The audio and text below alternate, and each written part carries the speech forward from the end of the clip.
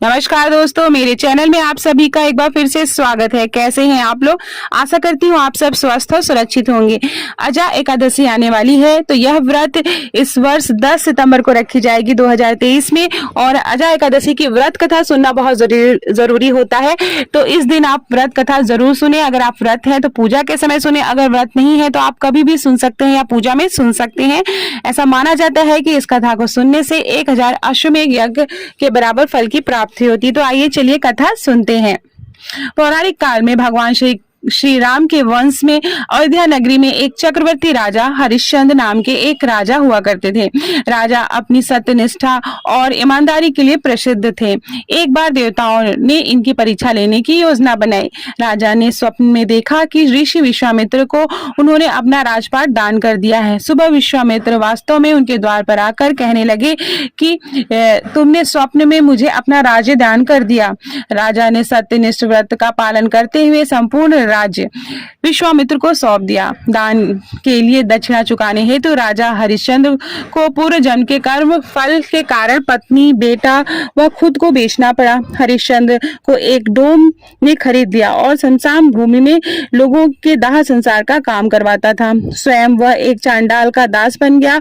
उसने उस चांडाल के यहाँ कफन लेने का काम किया, किंतु उसने इस आपत्ति के काम में भी सत्य का साथ नहीं छोड़ा। जब इसी प्रकार उसे कई वर्ष बीत गए तो उसे अपने इस नीच कर्म का बड़ा दुख हुआ और वह इससे मुक्त होने का उपाय खोजने लगा। वह सदैव इसी चिंता में रहने लगा कि मैं क्या करूं, किस प्रकार इस नीच कर्म से मुक्ति पाऊं। एक बार की बात है, वह इसी चिंता में बैठा था कि गौतम ऋषि उसके पास पहुंचे।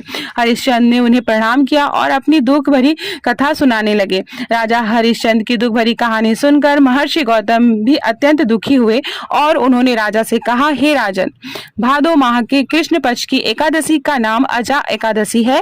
तुम उस एकादशी का विधान पूर्वक व्रत करो तथा रात्रि को जागरण करो, इससे तुम्हारे सभी पाप नष्ट हो जाएंगे। महर्षि गौतम इतना कहकर आलोप हो गए। अजा नाम की एकादशी आने पर राजा हरिश्चंद्र ने महर्षि के कहे अनुसार विधान पूर्वक उपवास और रात्रि जागरण किया। इस व्रत के प्रभाव से राजा के सभी पाप नष्ट हो गए। उस समय स्वर्ग के नगाड़े बजने लगे तथा पुष्पों की वर्षा होने लगी। उन्होंने अपने सामने ब्रह्मा, विष्णु, महेश तथा देवेंद्र आदि देवताओं को खड़ा पाया। उन्होंने अपने मृतक पुत्र को जीवित तथा अपनी पत्नी को राजसी वस्त्र और आभूषण से परिपूर्ण देखा। व्रत के प्रभाव से राजा को पुनः अपने राज्य की प्राप्ति हुई।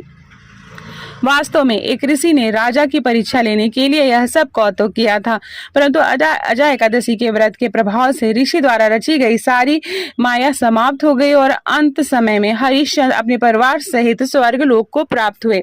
हे राजन, यह सब अजा एकादशी के व्रत का ही प्रभाव है। जो मनुष्य उस उपवास को विधान पूर्वक करते हैं तथा रात्रि जागरण करते हैं, उनके सभी पाप नष्ट हो जाते हैं और अंत में वह स्वर्ग को प्राप्त होते हैं। इस एकादशी व्रत की कथा के श्रवण मात्र से ही अश्वमेध यज्ञ के फल की प्राप्ति हो जाती है। तो चलिए प्रेम से बोलिए जय श्री हरि, ओम जय जगदीश हरे की आरती इसके बाद जरूर सुने। बहुत बहुत धन्यवाद ये वीडियो देखने के लिए।